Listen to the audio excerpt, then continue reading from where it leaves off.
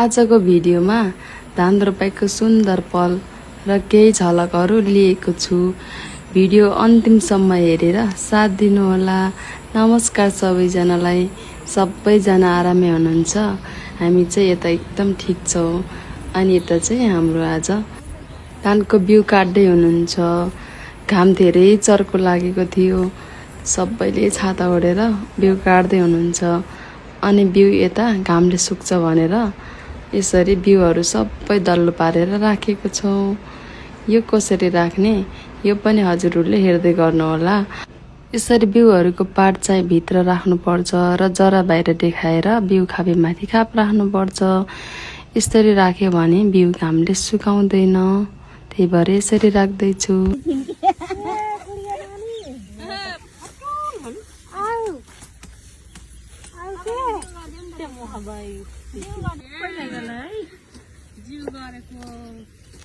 यताउ के कुरा गरौँ यताउ जाउहरू के कुरा गर्नु जातिर कुरा कान्छीको कुरा मिल्छ मजा बुझ्यो बाजो बोजो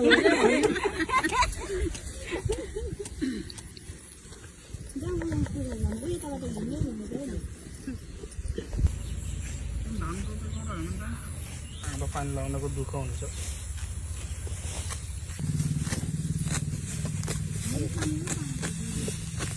राखिँदा नि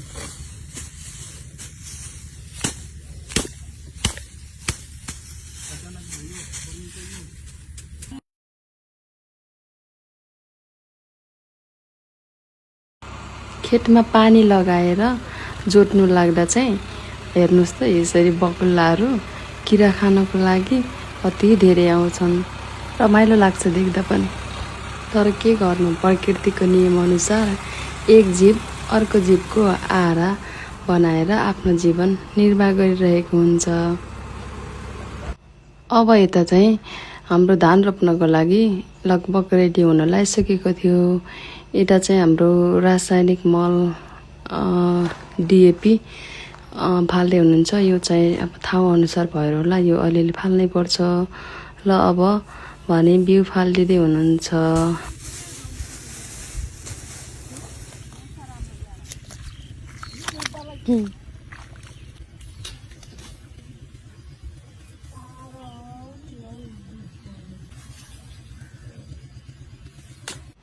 ल अब चाहिँ रोप्नको लागि रेडी भयो।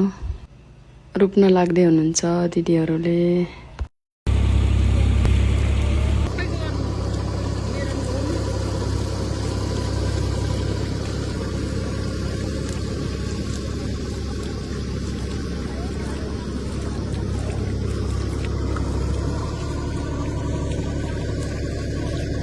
ल अब फाइनल्ली यो वर्षको धान पनि रोपेर सक्यो।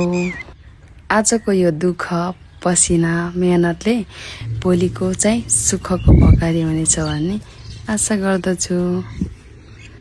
अनि धान रोपेर त सकियो। अनि धान रोप्दाखेरि एकदम गर्मी भएको थियो। त्यही भएर दिदीहरूलाई चाहिँ यो चिसो पानी चाहिँ नानीले दिन लागेकी छिन्।